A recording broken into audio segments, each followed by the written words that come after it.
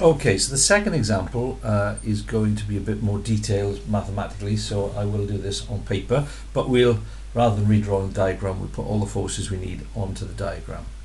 So ABCD is a string that's knotted at B and C. So because it's knotted, it's not a smooth ring, we're going to have different tensions.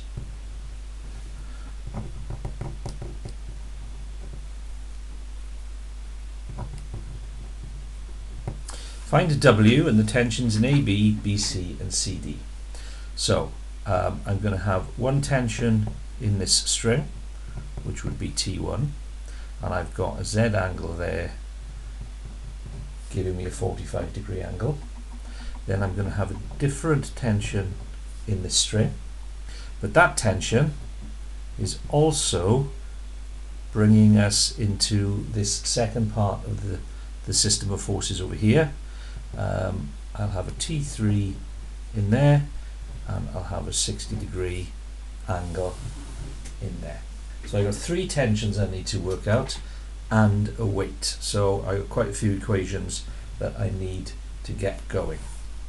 So we'll stick with plus x and plus y in that form, or in those directions. So at B, the sum of the x components will be T2 minus T1 cos 45, and it's in equilibrium, so they'll equal 0. So there's my first equation. Then the y components will be T1 sine 45 minus 10. Now I could straight away solve that for T1, but think back to what I keep saying when we're working in mechanics is get all your equations written down first. So you finish with the mechanics, you'll get all the mark credit for the mechanics, and then worry about the pure maths in solving your equations. So those are the two equations at B. Now we'll move on to C. So at C, my x components, I'll have T3 will be positive, so it'll be T3 cos 60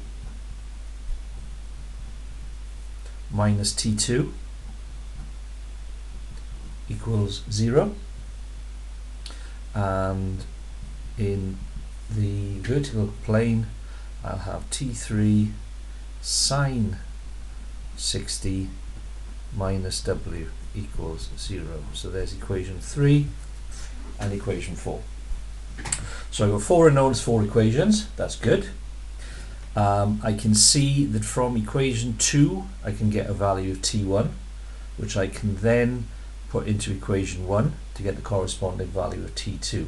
Once I've got T2, that should be a T2 there, shouldn't it? Once I've got T2, I can go into equation 3, and I only have one unknown T3, and then put that into 4, and I'll find W. So I'm going from 2 to 1 to 3 to 4. So from 2, T1 will be 10 over sine 45. So 10 sine 45. So that's 14.14. But on your calculators, it should come out, you can't see that, there you go, as 10 root 2. So that's 10 root 2 newtons. I'm going to store that in x and then drop it into equation 1. So in 1, T2 will be T1 cos 45. So on my calculator, that's going to be x cos 45, which is 10 newtons. Don't need to store that. Put that into 3, and T3 is going to be T2 divided by cos 60, which is going to be 10 divided by cos 60, which is 20 newtons, and then dropping that into equation 4, I want W will equal T3 sine 60, which you can't see. There you go. So that's going to be 20 sine 60, 20 sine 60, and you'll get a third value for that of 10 root 3. I don't have to worry about rounding them because it's given at, sorry, I don't need to worry about, we're not using a rounded value of G because we've been given weights. So my answers then, T1 10 root 2 newtons, T2 10 newtons, T3 20 newtons, and the weight 10 root 3 newtons.